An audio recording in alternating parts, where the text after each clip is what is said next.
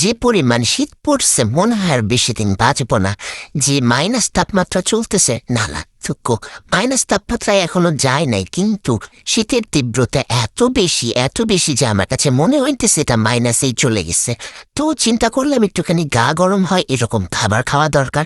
এই কারণেই আজকে চলে আসছি একটা গা গরম করা খাবারের রেসিপি নিয়ে। Nothing special. দেখো আসলে ফাইনালি তোমরা কি বুঝতে পারো, এখানে চলে আসছি একটা কালা কালা কড়াইতে, না না কড়াই না, এটা তাওয়া, একটা কালা কালা কড়াই রুটি ভাজতে চলে আসছি। রুটিগুলো আমার নানি বেলতেছে আর এখানে আমি রুটিটা ভাজতে চলে আসছি। তো আমার কাছে কিছুক্ষণ ছুরলিন দিয়ে উল্টা পাল্টা করার পরে মনে হইল একটুখানি হাত দিয়ে দেখি তো এটাকে ঘোরানো যায় কিনা। আম্মুরা যে কেমন জানি করে হাত দিয়ে সবকিছু করে, গরম গরম জিনিস ধরে। তো একটু চেষ্টা করলাম, কিন্তু খুব একটা পারলাম না, হাতে গরম লাগতেছে। তাই আবার চুল্লা নিয়ে এই যে উড়াইতে চলে আসছি রুটিটা। রুটিটা এদিকে ভাজা হচ্ছে হালকা হালকা করে। আর এই যে দেখো এটা আস্তে আস্তে করে ফুলতেছে। দূরবেলা পুরোটা ফুলস না কেন, ফুল ফুল ফুল আউট। হ্যাঁ এই তো উঠতেছে।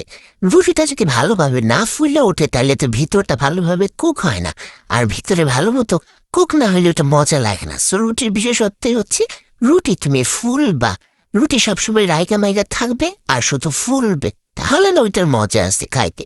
সো এখানে আমার গরম গরম রুটি ভাজি করা হয়ে গেছে। আমি এখন এই রুটিটা খাবো, এবং এই রুটিটা যেটাতে খাবো সেটাই হচ্ছে আসলে ঠান্ডার একমাত্র ঔষধ। এই যে প্লেটে করে নিয়ে চলে আসছি, আর এর সাথে থাকবে এই যে পেঁয়াজ মরিচে এই স্পেশাল ভর্তাটা। ভর্তা বলো চাটনি বলো যে যাই বলো না কেন, এটাকে নিয়ে নিলাম। এবং এই যে একটুখানি রুটি ছিঁড়ে, রুটিটা কিন্তু প্রচুর গরম, ধোঁয়া ওঠা গরম। হ্যাঁ এই যে একটুখানি নিচ্ছি, আমার মরিচ নেওয়ার সাহস হচ্ছে না, তাই একটু হালকা করে পেঁয়াজ দিয়ে ট্রাই করতেছি, দেখা যাক কেমন লাগে। উড়িষ্যালা সেই মজা লাগতেছে, তো যা মজাটা লাগতেছে গরম গরম রুটি আর এই যে মরিচ পেঁয়াজের ভর্তা। তো সাহস করে একটুখানি মরিচ খেয়েই নিলাম। এই যে দেখো মরিচ নিচ্ছি, কিন্তু মরিচটা যেই মাত্র মুখে দিয়েছি আর লাগান দিয়ে ধোঁয়া বেরোতে শুরু করছে, ধোঁয়া। এটাই তো দরকার, যেরকম ঠান্ডা এই ঠান্ডায় এরকম ধোঁয়া ওঠা জিনিসই খাইতে হবে। তোমরা এভাবে কেউ কখনো খাইছো কিনা আমি জানি না, বাট আমরা আমাদের এলাকায় মাঝে মধ্যে এভাবে খাওয়া হয়।